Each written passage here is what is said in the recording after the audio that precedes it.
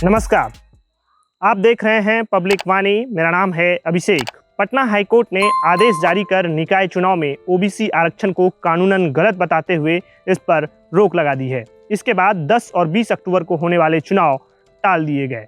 Patna high court के इस फैसले के बाद से हर किसी की जुबान पर अब बस एक ही सवाल है कि अब आगे कब नगर निकाय के चुनाव होंगे। इसके पीछे वजह यह है कि चुनाव लड़ रहे 27,000 से अधिक प्रत्याशी और लाखों समर्थकों के बीच सर्वाधिक बेचैनी बढ़ी हुई है।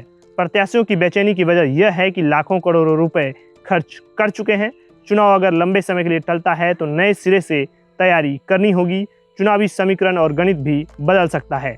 तो अब बिहार में किस महीने तक नगर निकाय के चुनाव कराए जा सकते हैं, इस वीडियो में हम आपको आगे बताएंगे। इससे पहले हम आपको बताते हैं कि इस चुनाव पर रोक लगाने की मुख्य वजह क्या है। दरअसल बिहार नगर निकाय चुनाव में अति पिछड़ा वर्ग के लिए 20% सीटें आरक्षित की गई थी। पटना हाईकोर्ट ने अपने आदेश में कहा था कि यह आरक्षण सुप्रीम कोर्ट ने पूर्व में दिए गए फैसले के खिलाफ है और कानूनन गलत है। राज्य में इस आरक्षण को रद्द कर फिर से चुनाव कराए जाएं। सुप्रीम कोर्ट ने पूर्व में फैसला दिया था कि ट्रिपल टेस्ट के आधार पर किसी भी राज्य में आरक्षण का निर्धारण होना चाहिए। सुप्रीम कोर्ट के ट्रिपल टेस्ट का मतलब क्या है, इसे भी समझ लीजिए। सुप्रीम कोर्ट की तरफ से अपने फैसले में कहा गया था कि स्थानीय निकाय चुनाव में पिछड़े वर्ग को आरक्षण देने के लिए राज्य सरकार पहले एक विशेष आयोग का गठन सुनिश्चित करें। सरकार की ओर से गठित आयोग इस बात का अध्ययन करें कि कौन सा वर्ग वाकई में पिछड़ा है। आयोग की रिपोर्ट के आधार पर ही उन्हें आरक्षण देना तय किया जाए। सुप्रीम कोर्ट ने यह भी कहा था कि आरक्षण की सीमा 50% से ज़्यादा नहीं होनी चाहिए। बिहार सरकार ने सुप्रीम कोर्ट के इन मानकों को पूरा नहीं किया और नगर निकाय चुनाव की प्रक्रिया शुरू कर दी थी। अति पिछड़ा वर्ग को 20% अतिरिक्त आरक्षण दिया, जो ओबीसी के आरक्षण से अलग है। इसके बाद आरक्षण की सीमा 50% से ज़्यादा हो गई थी।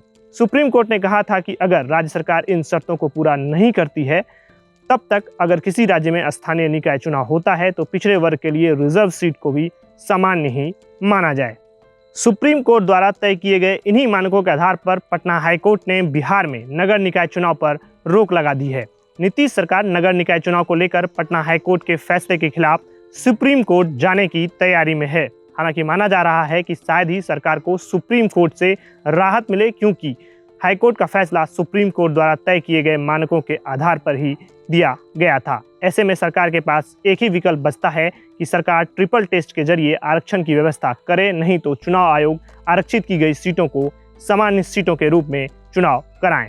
नगर निकाय चुनाव में पहले ही देरी के कारण इसी साल जुलाई में राज्य सरकार ने 247 शहरी निकायों की कमान प्रशासकों के हाथों में सौंप दी थी। नगर निगम में नगर आयुक्त को, जबकि शेष 229 नगर परिषद व नगर पंचायतों में कार्यपालक पदाधिकारियों को प्रशासक नियुक्त किया गया है। इसके बाद से ही प्रशासक इन शहरी निकायों की कमान संभाल रहे हैं। नियमानुसार एक बार में 6 माह तक ही प्रशासकों को जिम्मेदारी दी जा सकती है।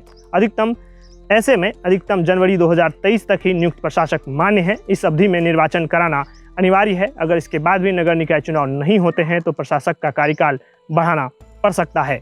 इसे देखते हुए राज्य निर्वाचन आयोग अब नए सिरे से चुनाव की तैयारियों में जुट गया है। मीडिया रिपोर्टों के अनुसार अब फिर से चुनाव कराने में कम से कम 3 से 4 महीने का समय लग सकता है। हालांकि प्रयास है कि दिसंबर के अंत तक चुनाव प्रक्रिया पुनः निर्धारित कर ली जाए। आप क्या सोचते हैं इस मुद्दे पर? अपनी राय जरूर रखिएगा कमेंट बॉक्स में। अगर आपको हमारा वीडियो अच्छा लगे तो वीडियो को शेयर कीजिए और हमारे चैनल को सब्सक्राइब कर दीजिए और बेल आइकन प्रेस कर दीजिए, ताकि आपके लिए जब भी हम वीडियो लेकर आएँ तो आप तक सबसे पहले पहुंचता रहे। आपका बहुत बहुत धन्यवाद।